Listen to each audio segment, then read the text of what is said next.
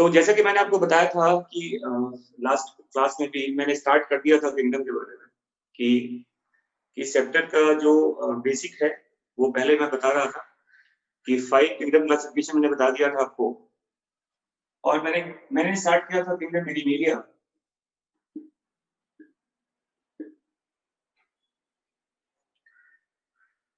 मैंने स्टार्ट किया था किंगडम एनिमेलिया, और मैंने कहा था कि एनिमल्स जितने भी होते हैं सबके सब क्या मतलब था, सबके सब मल्टी सेलुलर हेटेरोट्रॉप्स कहते हैं, without any exception. All animals must be multi cellular heterotrophs, इसमें कहीं कोई डाउट नहीं है, विदाउट एनी एक्सेप्शन कहता है। एनिमेलिया का मतलब ही होता है हेटेरोट्रॉप ऑर्गेनिज्म जो मल्टी सेलुलर होता है। समझ में आ गया ना? और मैंने बताया था आपको कि एनिमेलिया एक किंगडम है जिसको हमने दो ग्रुप में डिवाइड किया था। एक का नाम लिखा था हमने पैराज़ोआ, और एक का नाम लिखा था हमने यूमेटाज़ोआ। ये वीडियो अभी अपलोड नहीं हुआ है, पता नहीं क्यों, होपफुली आज हो जाएगा। वो लास्ट क्लास का जो वीडियो लेक्चर था हो जाना चाहिए आज। मैं फिर से एक बार बोलूंगा क्योंकि मैं वहाँ करनाल में हूँ नहीं, तो I will ask Jitendra sir की जल्दी इसको अपलोड करें। और मैंने कहा था कि एनिमेलिया को ही मेटाज़ोआ कहते हैं। इसमें दो इसका ग्रुप है, देखो इसको हम कह सकते हैं ये एक सब किंगडम भी है, ये एक सब किंगडम भी है, पैराज़ोआ एंड यूमेटाज़ोआ। पैराज़ोआ मैंने कहा था ग्रुप ऑफ सेल्स होता है यहाँ पे,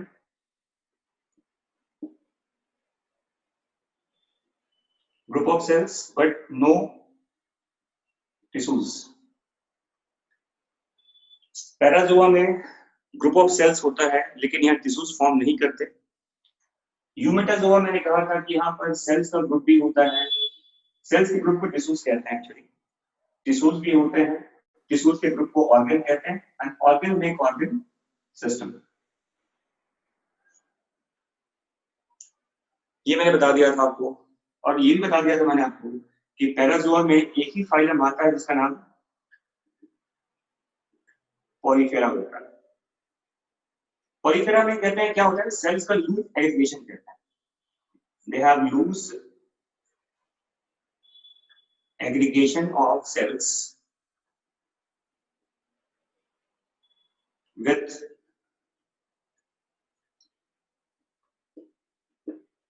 division of liver। काम का बंटवारा कर लेते हैं। सेल्स का ग्रुप होता है जो पहले अलग अलग थे वो साथ में आ जाते हैं, and these cells do specialised function कि हमें क्या करना है, हमें ये करना है।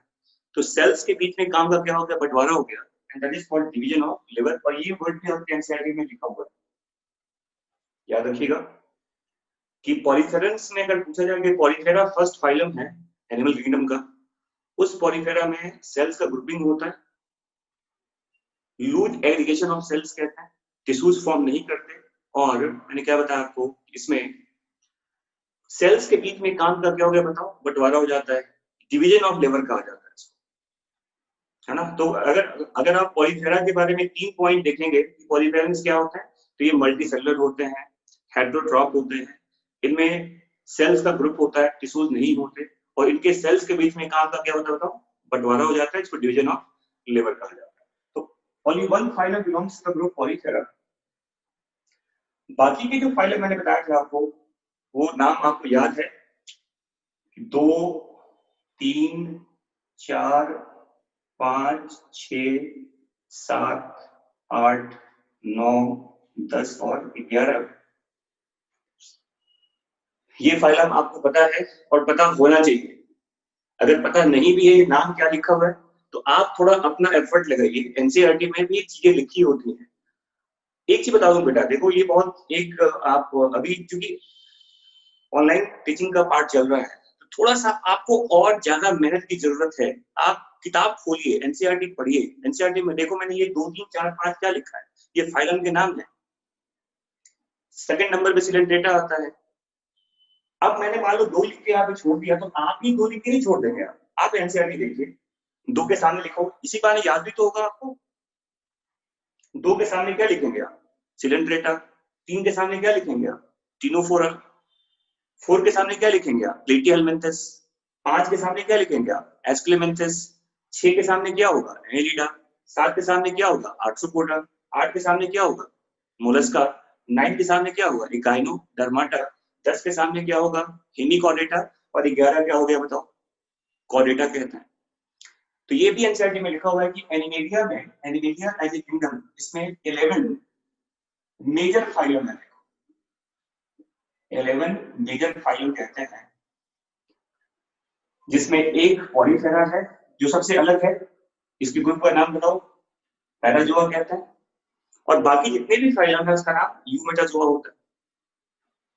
और मैंने बताया था कि ये जो टिश्यूज का फॉर्मेशन, और मैंने ये भी बताया था आपको कि सेकंड थर्ड वाले में, ये जो सेकंड थर्ड फाइलम होता है, नाम बताओ क्या क्या हो गया? Coelenterata and Ctenophora. इसमें सेल्स और टिश्यूज का सिस्टम मिलेगा, इसमें ऑर्गन नहीं होता है ना। टिश्यू ग्रेड कहते हैं इसको, टिश्यूज ग्रेड कहा जाता है इसको। किसको किसको? सेकंड और थर्ड को।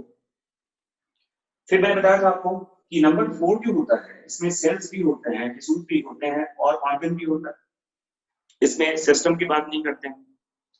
और रिमेनिंग देखो 5 से लेके 11 तक, और तो आपके एनसीईआरटी में लिखा गया कि 6 से 11 तक में ऑर्गन सिस्टम की बात कर रहा है, लेकिन याद रखिएगा एस्क्लेमेंथिस से भी ऑर्गन सिस्टम की बात करना स्टार्ट कर देते हैं। तो 6 से लेके 11 तक, सॉरी 5 से लेके 11 तक यहाँ क्या मिलेगा बताओ? सेल्स भी होता है, टिश्यूज भी होता है, ऑर्गन भी है और ऑर्गन सिस्टम भी होता है। यू नो मेनी ऑर्गन्स, जैसे आप कहते हो कि हमारे बॉडी में एलिमेंट्री कैनाल, वो किसका पार्ट है? वो पार्ट है आपके डाइजेस्टिव सिस्टम का।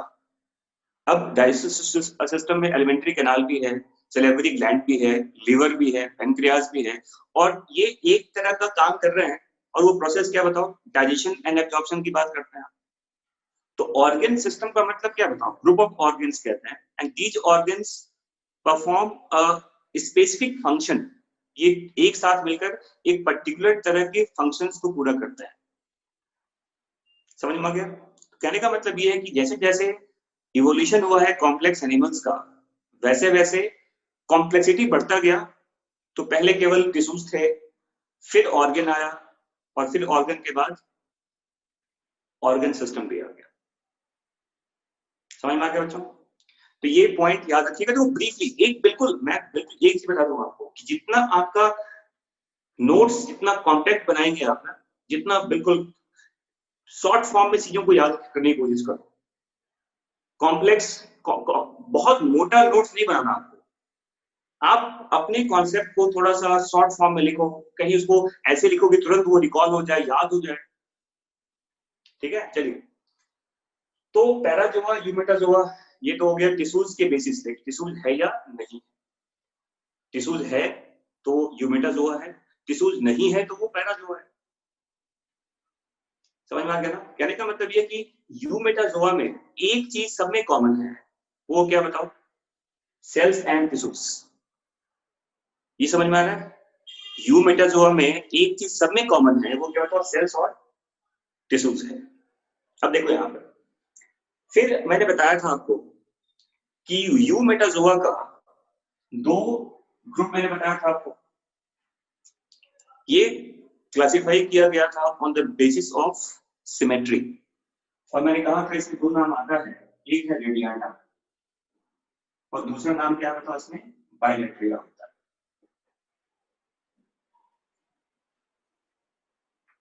क्योंकि ये भी आपके एग्जाम में लिखा हुआ है कि पैराजोआ जो होते हैं ये मोस्टली क्या है बताओ? एसिमेट्रिकल होता है। ये भी एनसीईआरटी में लिखा हुआ है कि पैराजोअन्स आर मोस्टली एसिमेट्रिकल। तो सिमेट्री यहाँ पर नहीं है।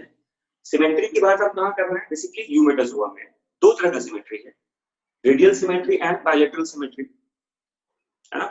और मैंने बताया था आपको कि रेडियल सिमेट्री का मतलब ये होता है कि एक कोई ऐसा ऑर्गेनिज्म है, इसका ये सेंटर मान लो, है ना। जैसे आपके पास एक कुकुम्बर है, खीरा है। अब खीरे को अपर पार्ट से आप कई पार्ट में डिवाइड कर सकते हैं, नहीं? अगर आप खीरा, आपके पास कुकुम्बर ले लिया आपने, तो ऊपर से आप कई सेक्शन से डिवाइड कर सकते हो इक्वल पार्ट्स में। तो देखो, एक एक्सिस ऐसे भी बनेगा, ऐसे भी बनेगा, ऐसे भी बनेगा, दो हाफ बनेंगे इसमें, और दोनों हाफ एक दूसरे का क्या बताओ मिरर इमेज कहा जाता है। देखो मैंने क्या कहा, एक्सिस A1 है ये, A2 है ये, और A3 है ये। और भी कई तरह के एक्सिस बन सकते हैं।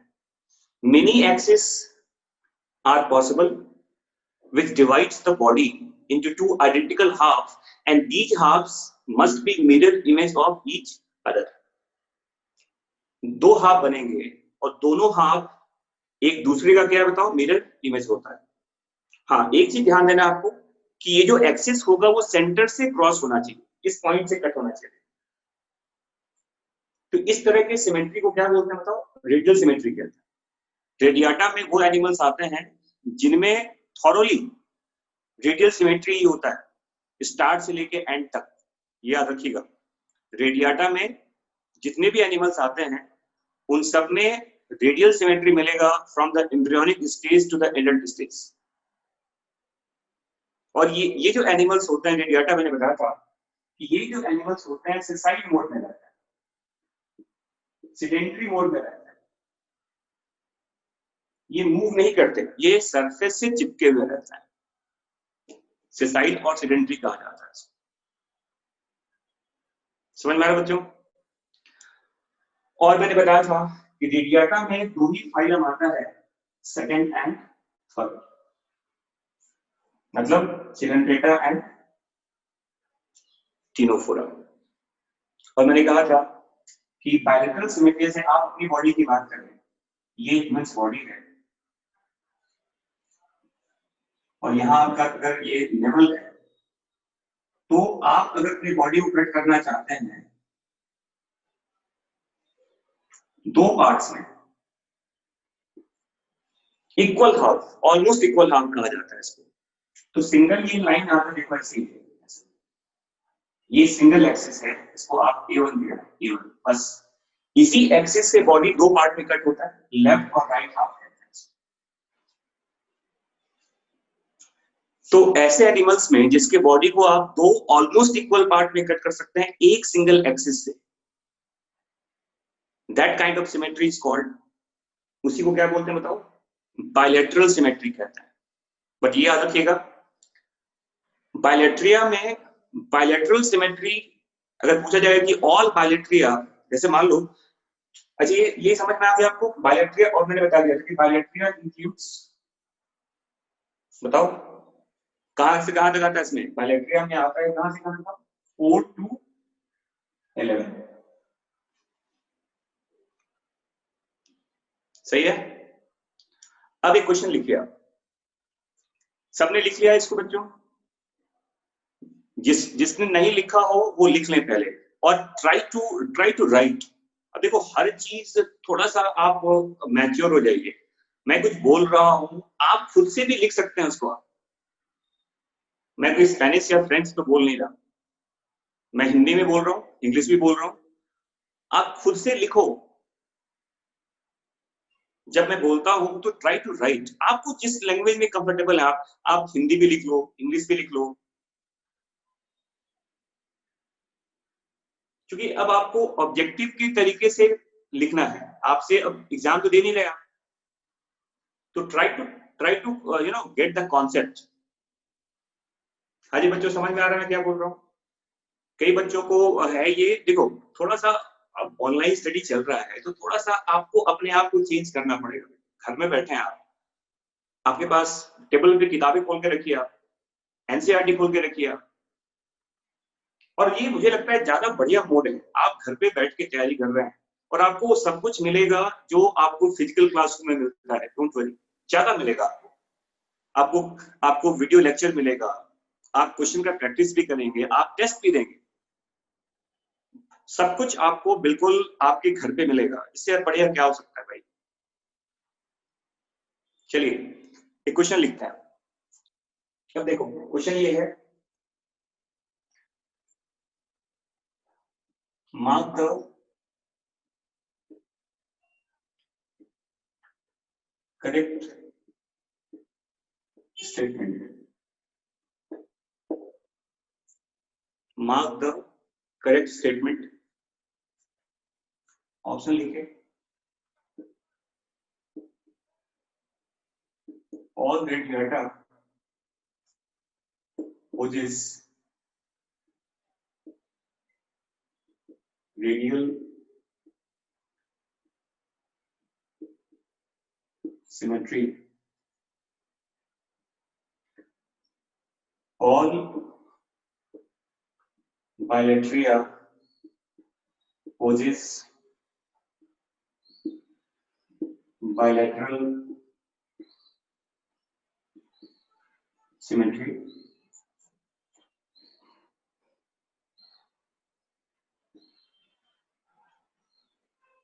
All bilateria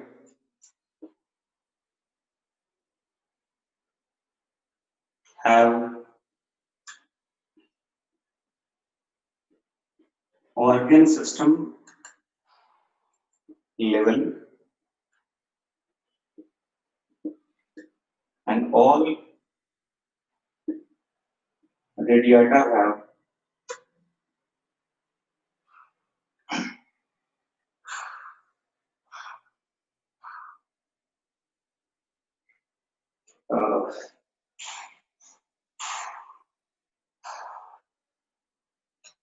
organ grade body plan.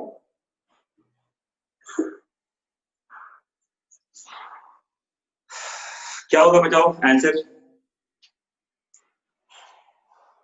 1 Yuvraj Singh, Rohit, प्रज्ञा, ओके, शिवम, सबका आंसर 1 आ रहा है. रिया, बिंदल, गुड. तो देखो क्वेश्चन बहुत आसान सा है ना. अब इसमें अगर आपको पूरी सिमेट्री की कहानी याद है, ऑर्गन सिस्टम का कहानी याद है, तो क्वेश्चन बहुत आसान सा है. अब अगर आपके पास कॉन्सेप्ट नहीं होगा तो कैसे सॉल्व करेंगे इसको. जैसे देखो क्या लिखा हुआ है कि all Radiata possess radial symmetry. Simply एक लाइन लिखा हुआ है. आप जानते हैं कि रेडियाटा में रेडियल सिमेट्री आता है, लेकिन ये जो पॉइंट लिखा हुआ है कि ऑल बायलेटरिया पोजेस बायलेटरल सिमेट्री, ये गलत हो जाएगा ना. क्यों गलत हो गया बताओ. Because of echinoderm. ये फाइनल 9 पे आता है, 9 नंबर पे आता है. मैंने कहा था कि इकाइनोडर्म्स में लार्वा और एडल्ट की सिमेट्री अलग होती है. लार्वा में सिमेट्री कैसा होता है बताओ. बायलैटरल होता है. और एडल्ट की सिमेट्री कैसी होती है, रेडियल. तो ये तो एक्सेप्शन हो गया ना इसमें, और इसकी वजह से सेकंड लाइन गलत हो जाएगा. देखो क्या लिखा है, all Bilateria possess bilateral symmetry. That is wrong. क्यों रॉन्ग हो गया बताओ. बिकॉज एडल्ट इकाइनोडर्म पोजेस क्या, रेडियल सिमेट्री. तो ये गलत हो गया है ना. फिर देखो, all Bilateria have organ system level. Organ system level तो नहीं होता है. जैसे मैंने कहा कि बायलैटरिया में कहां से कहां आता है, 4 से 11 आता है. और ऑर्गन सिस्टम कहां से कहां मिलता है बताओ, 5 से 11 में होता है. तो ये गलत हो जाएगा.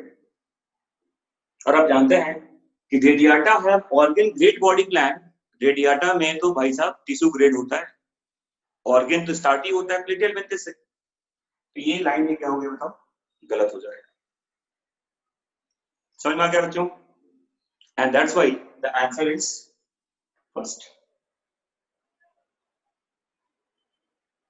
क्लियर. समझ में आ गया सबको.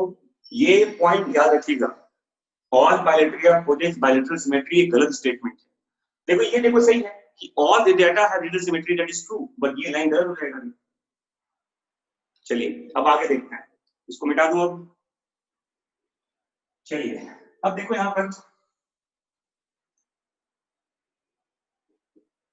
On the basis of coelom. Coelom क्या होता है बताओ. ये होता है स्पेस बिटवीन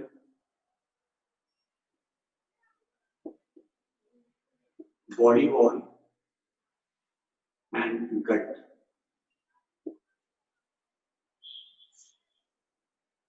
जैसे देखो, ये मान लिया जाए कि ह्यूमन बॉडी का स्ट्रक्चर ऐसे बना हुआ है,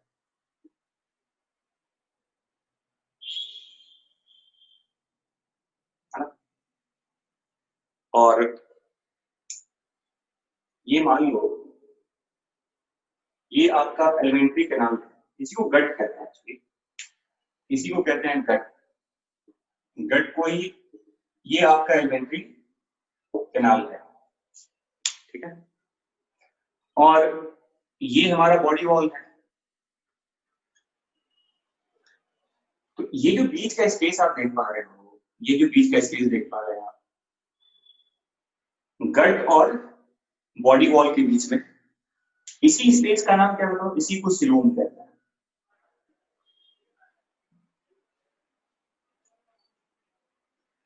है ना। और ये चीज याद रखिएगा, आपके सिलोम के दोनों तरफ देखो, इधर भी और इधर भी, दोनों तरफ देखिए ऐसे। ये जो आप रेड पार्ट देख रहे हो, आप सिलोम के बीच दोनों तरफ देखो, ये जो रेड आप पार्ट देख पा रहे हैं, इधर भी, इसको पेरिटोनियल लाइनिंग कहते हैं। क्या बोलते हैं इसको? Peritoneal lining, made up of mesoderm.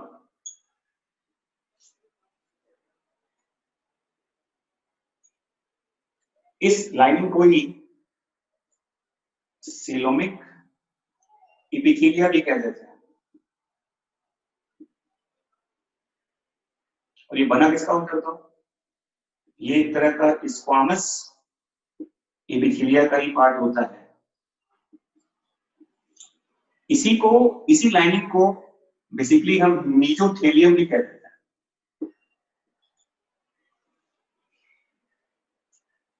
देखिए इधर भी होगा, देखो सेम ऐसे।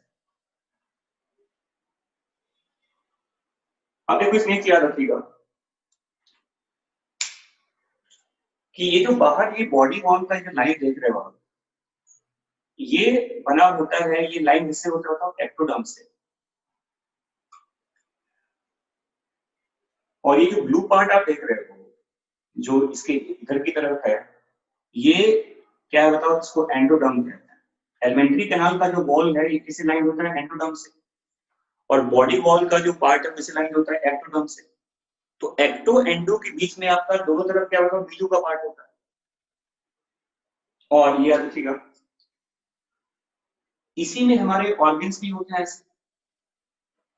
देखिए हमारे बॉडी के ऑर्गन्स होते हैं, और इस ऑर्गन के बाहर भी आप देखोगे ऐसे, ये देखिए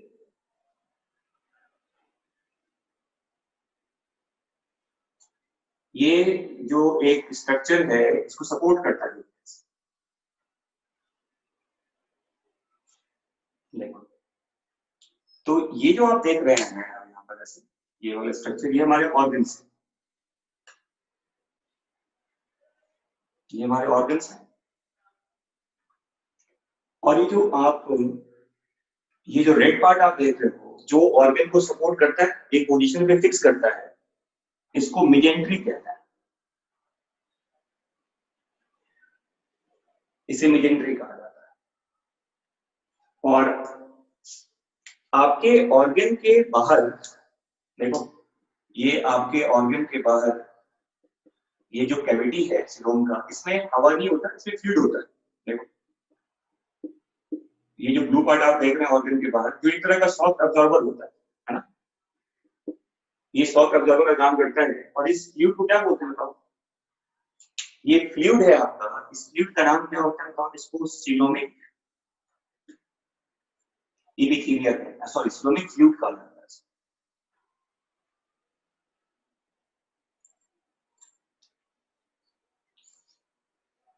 तो ये ह्यूमन बॉडी की बात कर रहे हैं। और आपके एनसीईआरटी में क्या दिया देखो, इसी का उसने क्या किया देखो, इसी पार्ट का उसने क्या बता दिया है? टीएस, ट्रांसवर्स सेक्शन दिख रहा है। देखिए अगर इसी का आप टीएस देखेंगे तो टीएस कैसा बनेगा बताओ? देखो ये टीएस बनेगा सर, देखो ये ब्लैक वाला लाइन बाहर आ गया और आपका गट का कैविटी यहाँ आ गया, देखो से ये गट का कैविटी हो गया, है ना।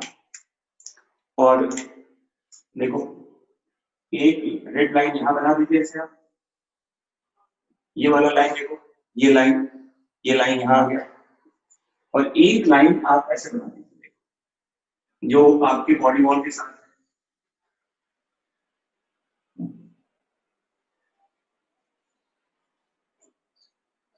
है ना। और अगर मान लो ये हमारे ऑर्गन्स हैं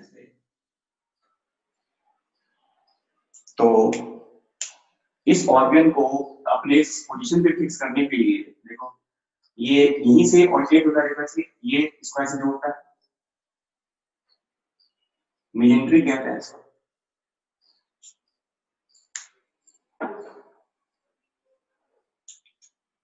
और आप जानते हैं कि इसके बाहर एक फ्लूइड है, इसके बाहर एक फ्लूइड है, देखो ये क्या है बताओ, इसको सिलोमिक फ्लूइड कहते हैं, जो ऑर्गन के बाहर क्या है, एक तरह का सॉफ्ट एब्जॉर्बर होता है। तो आपके एनसीईआरटी में ये डायग्राम बना हुआ है, टीएस बना हुआ है। तो अब ये समझ में आ रहा है आपको कि ये तो हो गया, ये कौन सा लाइन हो गया बताओ, ये हो गया एप्टोडाउन, ये दोनों क्या हो गया बताओ, मेजोडाउन, और ये क्या हो गया बताओ, ये एंडोडाउन हो गया। अब लिख लीजिए इसको पहले,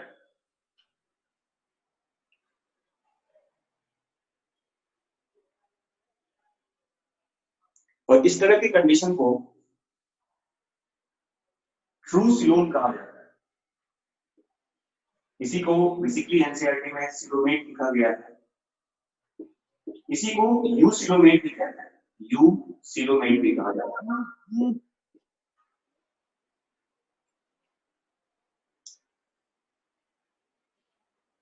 देखो मैं क्या बोल रहा हूँ, बता देता हूँ मैंने क्या कहा। देखो ये तुम्हारा गट वॉल है, एलिमेंट्री कैनाल है, ये एंडोडर्म की लाइनिंग है और ये बॉडी वॉल का पार्ट है ना। अब ये जो रेड वाला पार्ट आप देख रहे हैं सिलोम के दोनों तरफ, उसी सिलोमिक लाइनिंग को, इसी लाइनिंग का नाम पेरिटोनियल लाइनिंग कहते हैं इसको। इसी को मीजो, क्योंकि मीजोडर्म से बनता है, इसी को मीजोथेलियम कहते हैं। ये किसका बना होता है बताओ, ये बना होता है स्क्वामस एपिथेलिया का। तो ये क्वेश्चन ऐसे भी बन सकता है कि स्क्वामस एपिथेलिया सिलोम की लाइनिंग को भी फॉर्म करता है। तो ये जो दोनों रेड पार्ट आप देख रहे हैं सिलोम के दोनों तरफ, आउटसाइड भी इनसाइड भी, आउटसाइड भी और इनसाइड भी, इसी का नाम पेरिटोनियल लाइनिंग कहते हैं इसको। क्या बोलते हैं इसको, पेरिटोनियल लाइनिंग कहते हैं, इसी को मेसोथेलियम कहते हैं। और इसी का नाम, ये किसका बना है बताओ, it is made up of squamous epithelium, और ये ट्रू सिलोम होता है। तो ट्रू सिलोम कहने का मतलब क्या बताओ, cavity lined by mesoderm on both the side. Simple, देखो ट्रू सिलोम का मतलब क्या होता है, cavity lined by mesoderm on both the side, ये ट्रू सिलोम है। देखिए बिल्कुल सिंपल।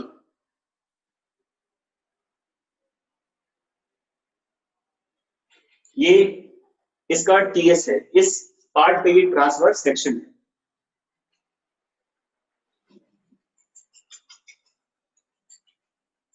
तो गट वॉल और बॉडी वॉल के बीच की कैविटी को क्या बोलते हैं बताओ, सिलोम कहते हैं। अगर सिलोम के दोनों तरफ मेसोडर्म हो, उसी को कहते हैं ट्रू सिलोम, इसी को कहते हैं सिलोमेट एनिमल्स। एनसीईआरटी में सिलोमेट लिखा हुआ है, यू सिलोमेट वर्ड यूज नहीं किया गया, पर ट्रू सिलोम को ही यू सिलोमेट भी कहता है। और आपको पता है कि ये जो कंडीशन होता है ट्रू सिलोम का, ट्रू सिलोम का जो कंडीशन होता है ये मिलता है कहां से, क्या बताओ, ये जो कंडीशन है ट्रू सिलोम का, ये अवेलेबल है 6 से लेके 11 तक। अब 6 से 11 क्या मतलब हो गया बताओ, 6 से 11 का मतलब क्या हो गया, from the Annelida to Chordata. लिख लो इसको, 6 to 11 का मतलब क्या होता, फ्रॉम एनिलिडा टू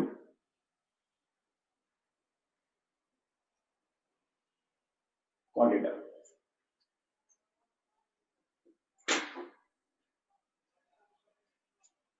समझ में आ गया बच्चों? तो मैंने पहले बता दिया कि ह्यूमन बींग्स में कैसे होता है, आप में कैसे होता है, और ऐसा ही कंडीशन स्टार्ट कहां से हो जाता है बताओ? एलिडा से कहां तक जाता है? ये कॉरिडा तक। अब इसी को कंपेयर करते हैं, देखो दूसरे डायग्राम से। ये डायग्राम समझ में आ गया आपको? आप अगर डायग्राम नहीं बना पा रहे हैं उस समय तो आप स्क्रीनशॉट भी बना के रख सकते हैं, बहुत सिंपल। छूटना नहीं चाहिए कुछ भी, नोट्स में आपको सब कुछ लिखा मिलना चाहिए। तो ये आपका देखो, ये कीवर्ड हो गया। ट्रू सिलोम का मतलब क्या बताओ? अगर आप बिल्कुल कीवर्ड की बात करते हैं कि ट्रू सिलोम क्या होता है, तो true coelom cavity lined by mesoderm on both the side, and that lining is called, ये याद रखिएगा, that lining is called peritoneal lining।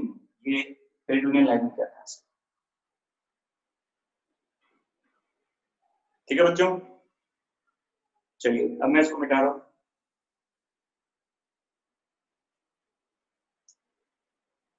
अब देखो,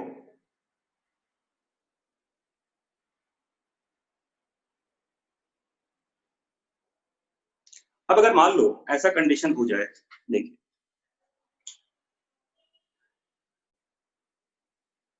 ये आपका बाहर बना दिया हमने क्या, एक्टोडर्म।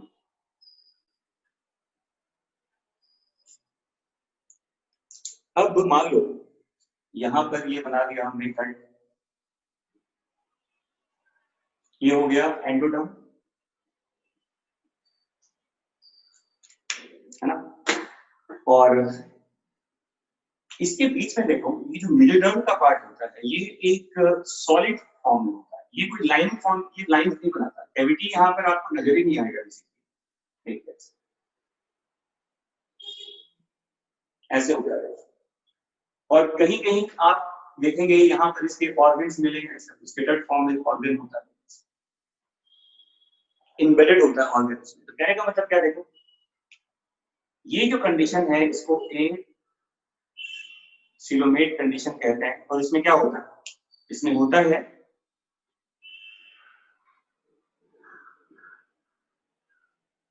देखो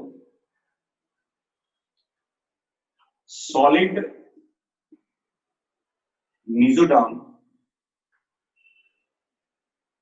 solid mesoderm fills the space between ectoderm and endoderm।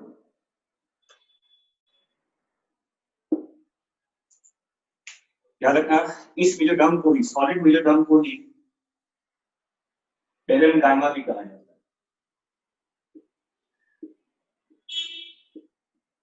इसको पेरेन्काइमा भी कहते हैं। इसमें आपको जगह देखो, इसमें जगह नजर नहीं आ रहा ना, जो स्पेस है आपके कट वॉल और बॉडी वॉल के बीच में, ये पूरी तरह से भरा हुआ है, तो कैविटी इसमें आपको विजिबल ही नहीं है। तो कैविटी विजिबल नहीं है तो सिलोमिक कैविटी आप देख नहीं पा रहे यहाँ पर, तो ये का मतलब होता है नहीं, इसको एसिलोमेट कह देते हैं। ऑर्गन्स एम्बेडेड होता है इसमें, एम्बेडेड मतलब धसा हुआ होता है उसके अंदर, एम्बेडेड होता है इसके अंदर। तो यहाँ किसी तरह के पेरिटोनियल लाइनिंग की बात आप नहीं कर रहे, नो पेरिटोनियल लाइनिंग। समझ आ गया बच्चों? एसिलोमेट कहता है, याद रखिए term solid mesoderm fills the space between ectoderm and endoderm। इस सॉलिड मेसोडर्म को ही पेरेन्काइमा कहा जाता है। और याद रखिएगा कि एसिलोमेट कंडीशन मिलता है नंबर 4 में, दैट इज प्लेटी हेल्मिन्थस।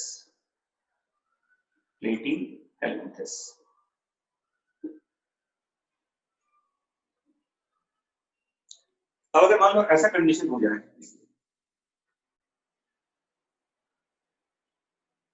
ये क्या हो गया, एक्टोडर्म की लाइन बाहर की तरफ, है ना? और देखो ये तुम्हारा हो गया क्या, एंडोडर्म। और देखो यहाँ पर इसमें क्या होता है,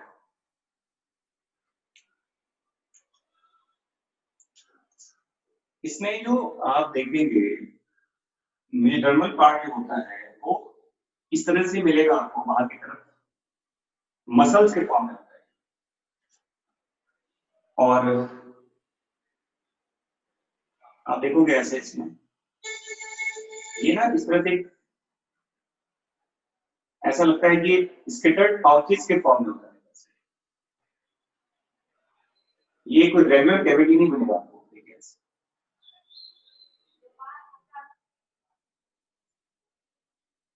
देखो, तो ये जो आप देख पा रहे हैं, ये देखो, ये जो लाइन आप देख रहे हैं यहाँ पर, इसे कहते हैं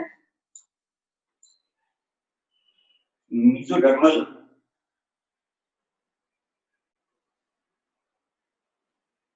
मस्कुलर लाइनिंग कहते हैं इसको। ये कोई क्या लिखा है, ये पेरिटोनियल लाइनिंग नहीं होता, ये मसल्स की तरह करता है। और ये देखो यहाँ पर, ये जो आप देख पा रहे हो, इसे क्या कहते हैं, स्कैटर्ड पाउच,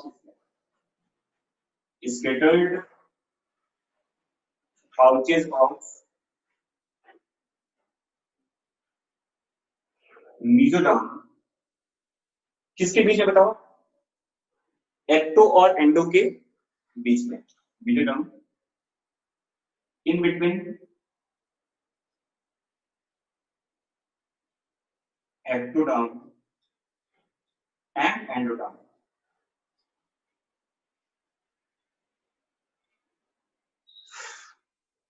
याद रखना, यहाँ भी एक चीज होता है, यहाँ भी आप देखोगे इसके बाहर ये फ्लूइड होता है, इसको सीडोसिलोमिक फ्लूइड कहता है। देखो, क्योंकि सिलोम में यहाँ फॉल्स होता है, तो इस फ्लूइड को क्या बोलेंगे बताओ, ये जो फ्लूइड आप देख रहे हैं इसके बाहर, इसे क्या बोलते हैं, किसको कहते हैं, सीडोसिलोमिक फ्लूइड कहा जाता है। और ऐसे कंडीशन में क्या होता था, ये जो कंडीशन है ये है condition of pseudo-coelomated animals।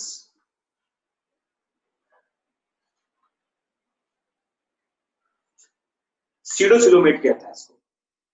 Scattered pouches और मेसोडर्म, ये एंजाइटी की लाइन याद रखिएगा इसको।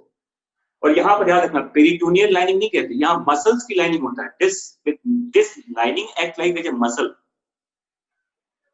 पेरिटोनियल लाइनिंग केवल सिलोम वाले पार्ट में होता है, ट्रू सिलोम में होता है। ये फॉल्स सिलोम है, pseudo-coelomated कहता है इसको। यस, और ये जो कंडीशन मिलेगा ये होता है एस्क्लेमेंथिस में नंबर 5 का। एस्क्लेमेंथिस जो होता है देखो, उसमें मिलेगा आपको ये pseudo-coelomated कंडीशंस।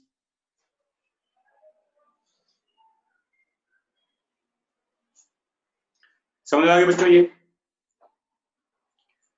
तो देखो, हमने सिलोम को डिवाइड कर दिया 3 तरह से। अभी आएगा मेसोग्लिया वगैरह, यहाँ नहीं है, it is not okay. Mesoglea वगैरह होता है जहां पर सिलोम की बात करते ही नहीं है, वो तो तुम्हारा उसमें चला गया ना। मेसोग्लिया कोई ट्रू लाइनिंग तो होता नहीं है ना, वो तो रेडिएटा वाले ग्रुप में मिलेगा। ठीक है, अभी डिस्कस करेंगे बाद में इसको। यहाँ देखो पहले आप, ये समझ में आ गया बच्चों आप लोगों को क्या मतलब होता है एसिलोमेट का, यूसिलोमेट का एंड सीडोसिलोमेट का? समझ में आ गया सबको? चलिए गुड, चलिए तो मैं इसको मिटा दूं अब।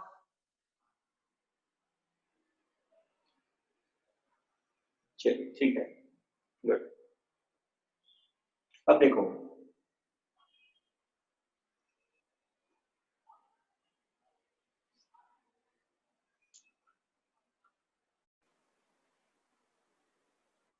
अब देखिए वापस कहते हैं क्या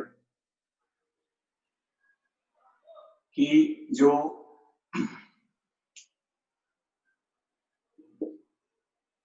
एलिमेंट्री कैनाल जो होता है, देखो जिसको हम डायस्टिक कैविटी भी कहते हैं, एलिमेंट्री कैनाल के ओपनिंग के बेसिस पे, इसके ओपनिंग के बेसिस पे ऐसा लिखा जाता है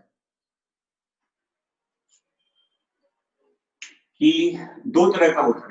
एक टर्म यूज करते हैं ब्लाइंड सैक प्लान होता है, और एक को कहते हैं tube within tube body plan होता है।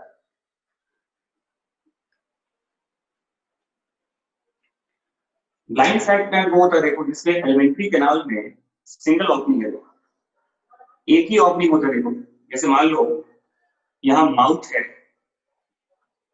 नीचे कोई एनएस जैसा चीज नहीं, एक ही ओपनिंग है, only one opening is there. यहीं से खाने का इंटेक भी है, इंजेक्शन भी है और यहीं से इंजेक्शन भी होता है। एक ही ओपनिंग से दोनों चीजें हो रही है, इंटेक भी है और आउटपुट भी हो रहा है। फिकल मैटर भी यहीं से पास कर रहा है और खाना भी यहीं से आ रहा है। This kind of cavity is called blind sac gland कहते हैं इसको। और अगर मान लो ऐसा कंडीशन दिया हुआ देखिए जहां पर दो सेपरेट ओपनिंग है, देखिए दो सेपरेट ओपनिंग है, ऊपर माउथ है, नीचे या तो ये एनस है या तो क्लोएका हो सकता है। क्लोएका जानते हैं यहाँ से यूरिन भी पास होता है, गैमेट भी पास होता है ना, फिकल मैटर भी पास होता है। देखो मैं क्या बोल रहा हूँ कि एलिमेंट्री कैनाल जो हमारे बॉडी का होता है, डाइजेस्टिव सिस्टम जो हमारे बॉडी का होता है, उसके बेसिस पे हमने ये क्लासिफिकेशन किया है। देखो पहले कि दो तरह का बॉडी प्लान होता है। एक ऐसा एनिमल है जिसमें एक ही ओपनिंग होता है, मुंह से ही खाना आता है और वहीं से चीजें बाहर भी जाती है। इंजेक्शन और egestion, the term we use ingestion, जिसको इनटेक ऑफ फूड कहते हैं, एंड इजेशन कहते हैं। अगर दोनों चीजें, हाँ रुक जाओ, अगर दोनों चीजें एक ही जगह से हो रही हो, उसी को ब्लाइंड सैक प्लान कहते हैं। ब्लाइंड सैक, एक ही ओपनिंग है देखो, और जहां पे दो सेपरेट ओपनिंग है, देखो माउथ भी है, एनएस भी है। एनएस या क्लोएका दोनों चीजें, मतलब कहीं एनएस भी होता है, कहीं क्लोएका भी होता है। तो जहां पे देखो माउथ और एनएस अलग अलग है, इसका नाम tube with in tube body plan कहा जाता है। Tube with in tube body plan कहता है, याद रखिएगा इसमें।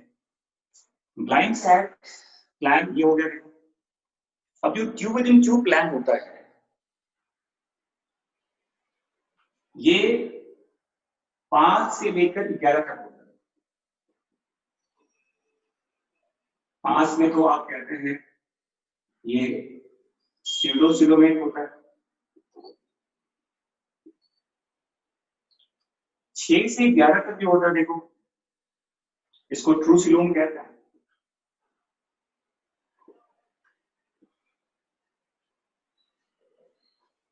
याद रखना कि 6 से 11 में जो ट्रू सिलोम वाला पार्ट होता है, इसमें tube with in tube plan होता है एक्चुअली। ये अब सिलोम कैसे बना है उसके बेसिस पर देखो ये बताया गया कि we use the term schizocoelomate, और टर्म होता है देखो उसको एंटेरो सिलोमेट कहता है।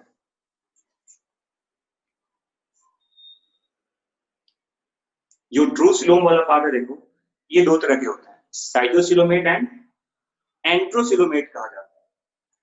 साइटोसिल, एंट्रोसिल दो तरह का होता है। सिलोम के बनने का ये दो पैटर्न होता है। एक केवल एक कीवर्ड याद रखना, देखो एक कीवर्ड बता देता हूं, एक वर्ड याद रखना, स्प्लिटिंग। अगर कहीं क्वेश्चन में आपको स्प्लिटिंग लिखा मिले, स्प्लिटिंग ऑफ मीजोडर्म, वो साइटोसिलोमेट याद रखिएगा। मैं बिल्कुल कीवर्ड बता रहा हूं आपको। एंट्रोसिलोमेट में वर्ड याद रखिएगा, out pocketing, out pocketing of from gut wall याद रखिएगा, from gut wall. Splitting of mesoderm, और याद रखना इसमें देखो कि साइटोसिलोमेट वो एनिमल्स होते हैं जिसमें जो क्लीवेज होता है वो स्पाइरल कहते हैं एंड डिटरमिनेट क्लीवेज होता है। ये सब वर्ड बताऊंगा बाद में, लिख लो। ये क्लीवेज का कहते हैं, क्लीवेज सेल्स जाइगोट के बनने के बाद जो क्लीवेज का पैटर्न होता है उसकी बेसिस पे कहते हैं, स्पाइरल एंड डिटरमिनेट कहते हैं। और एंट्रोसिलोमेट में ये रेडियल एंड इनडिटरमिनेट कहा जाता है।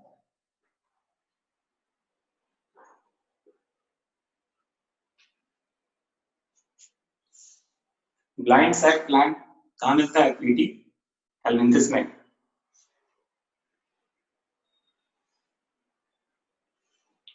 और देखो तो ये वर्ड याद रखना है, spiral and determinate cleavage. Zygote के हर सेल्स का फेट डिसाइडेड होता है, जो ब्लास्टोमियर्स बनते हैं उसे क्या बनेगा ये पहले से फिक्स होता है, उसी को डिटरमिनेट कहते हैं। और नए सेल्स कैसे अरेंज कर रहे हैं उसके बेसिस पे लिखा हुआ है स्पाइरल क्लीवेज।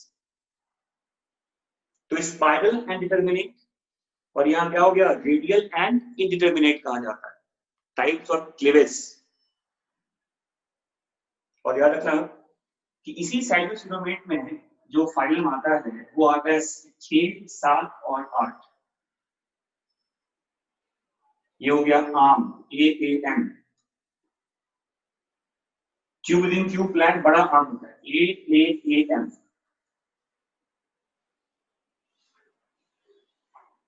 एसेलमेंथिस, एलिडा, हाँ बताता हूँ, रुक जाओ। एसेलमेंथिस, Aleida, arthropoda, Mollusca.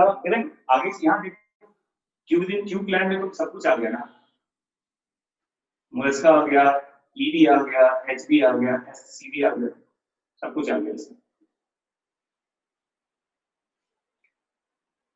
6, 7, 8, 9, 10, 11 tubulin tube plant की बात कर रहे हैं। तो ट्यूबुलिन ट्यूब प्लांट में जो 6, 7, 8 होता है, अब देखो मैं क्या बोल रहा हूँ कि ये तो नंबर 5 तो सीरोसिलोमेट हो गया। ये जो डिवीजन किया आपने 6 से 11, आपने यहां से यहां तक डिवाइड कर दिया, यहाँ ट्रूसिलोम होता है। दो तरह के होते हैं, साइटोसिलोमेट, एंट्रोसिलोमेट कहते हैं। 6, 7, 8 एलिडा, आर्थ्रोपोडा एंड मोलस्का साइटोसिलोमेट कहते हैं इसको। और जो 9, 10, 11 होता है जिसको EHC कहते हैं, EHC, इकाइनोडर्म्स, हेमिकोडेटा एंड कोडेटा, उसे एंट्रोसिलोमेट कहा जाता है। देखो इस क्लीवेज का मतलब क्या है? अच्छा बताओ, जैसे मान लो ये जाइगोट है, ये जाइगोट है, सिंगल सेल है। अब ये 2 सेल्स में डिवाइड हो जाने पास, ये 2 सेल्स हो गए। अब दोनों सेल्स का फेट डिसाइडेड होता है, मतलब पहले सेल से ही ये सेल्स बॉडी का कौन सा पार्ट बनाएगा, ये बॉडी का कौन सा पार्ट बनाएगा, ये पहले से फिक्स होता है, डिटरमाइंड होता है पहले से। इसी को डिटरमिनेट क्लीवेज कहते हैं। लेकिन ह्यूमंस में ऐसा नहीं होता। अरे ब्लाइंड साइड में आप क्या प्लेटल मेंटिस, देखो प्लेटल मेंटिस आता है इसमें, देखो ब्लाइंड साइड में। इवन बुक में तो कहते हैं जैसे हाइड्रा वगैरह में भी ब्लाइंड साइड ही कहा जाता है। अगर आप देखेंगे सिलेंड्रेट्स वगैरह में, सिलेंड्रेटा वगैरह में भी ब्लाइंड साइड प्लान ही कहा जाता है।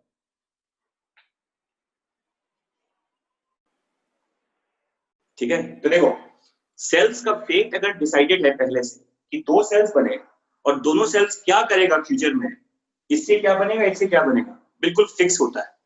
इसी का नाम डिटरमिनेट होता है। अगर एक ही सेल्स को बाहर निकाल देगा ना यहाँ से तो पूरा बॉडी ग्रो ही नहीं करेगा, उसका बॉडी का डेवलपमेंट रुक जाएगा उसका। बट आप जानते हैं ह्यूमंस में ऐसा नहीं होता। अगर मान लो ये जाइगोट है और 2 सेल्स बन गए, दोनों को आप अलग अलग कर दो तो दोनों से पूरा का पूरा बॉडी बन जाता है। सेल्स का फेट जो है वो डिसाइडेड नहीं होता किससे क्या बनेगा, उसी को क्या बोलते हैं बताओ? इनडिटरमिनेट कहा जाता है इसको। और आप जानते हैं, एग्जांपल याद रखिएगा कि साइटोसिलोमेट में 3 फाइलम आता है, 3 फाइलम आते हैं, आम लिखा हुआ देखो, समझ में आ गया? क्या बताओ? Annelida, Arthropoda and Mollusca. और एंट्रोसिलोमेट में क्या आता है बताओ? इकाइनोडर्म्स, हेमिकोडेटा एंड कोडेटा। अरे डिटरमिनेट, अरे अच्छा बताओ जाइगोट पता है तुम्हें ना? देखो मान लो ये जाइगोट है और क्लीवेज हुआ। अब क्लीवेज से मान लो 2 सेल्स बन गए, एक सेल था 2 सेल बन गया। अब इन दोनों सेल्स को अगर आप अलग अलग कर दो, देखो इसको मैंने सेपरेट कर दिया, जैसे ह्यूमंस में ऐसा कर सकते हैं आप। अगर 2 सेल सेपरेट हो भी गए तो हर सेल्स का जो कैरेक्टरिस्टिक होता है वो पूरा का पूरा बॉडी डेवलप कर सकता है। बट अगर आप यहां करेंगे, देखो अगर इसको सेपरेट कर दोगे तो इसके बॉडी का ग्रोथ होगा ही नहीं, डेवलपमेंट रुक जाएगा वहीं पर। हर चीज का, हर सेल्स का भविष्य होता है, भविष्य वो पहले से डिसाइडेड होता है कि इससे क्या बनना है, इससे क्या बनना है। अगर एक भी अलग करेंगे आप तो जायगोट का फर्दर ग्रोथ नहीं होगा, डेवलपमेंट रुक जाएगा उसका। इसी को डिटर्मिनेट कहा जाता है। लेकिन यहाँ देखो, आपने अलग अलग कर भी दिया इसको, उसके बाद भी एम्ब्रियो पूरा डेवलप हो सकता है ना। समझ में आ गया बच्चों?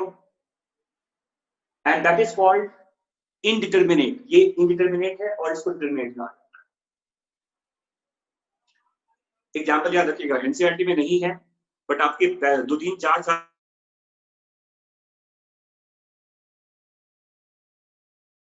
बस बहुत ज्यादा बियॉन्ड नहीं जाना है एनसीईआरटी के। मैं आपको एनसीईआरटी की एडिकेट रखूंगा जहां पर पिछले, अब देखो मैं कोशिश ये कर रहा हूं कि पिछले 10 साल के अंदर एक भी क्वेश्चन जो एनसीईआरटी के बियॉन्ड है उस चीज को आपको जरूर बता दिया जाए, तो एक आपका कंप्लीट नोट्स डेवलप हो जाएगा। समझ में आ गया बच्चों? तो ये था आपका। अब देखो बेटा, आउट पॉकेटिंग वगैरह देखो, इसके लिए पूरा तुम्हें डायग्राम समझना पड़ेगा। रेडियल सिमेट्री, अब देखो कुछ नहीं करना आपको, उसमें रेडियल सिमेट्री, रेडियल को क्लीवेज का पैटर्न होता है।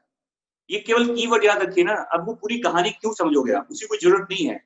Out pocketing from gut wall, बस ये केवल लाइन दिमाग में डाल लीजिए आप। उसके लिए पूरा डायग्राम समझाना पड़ेगा आपको, जो आपके लिए बिल्कुल वो टाइम पास ही होगा। जहां जहां आपको मैंने कहा है कि ये कीवर्ड है, उसको आप सर्कल कीजिए, उसको याद कर लो सिंपली। थोड़ा सा आपके अंदर मेमोरी वाली बात डेवलप होनी चाहिए। हर चीज को अब समझाने की जरूरत नहीं है। मैंने पहले भी कहा था कि थोड़ा सा आपके पास टाइम का रिस्ट्रिक्शन है। और तो आप, मैं और बता दूं, क्वेश्चन आपका नहीं छूटेगा, दैट्स गारंटी।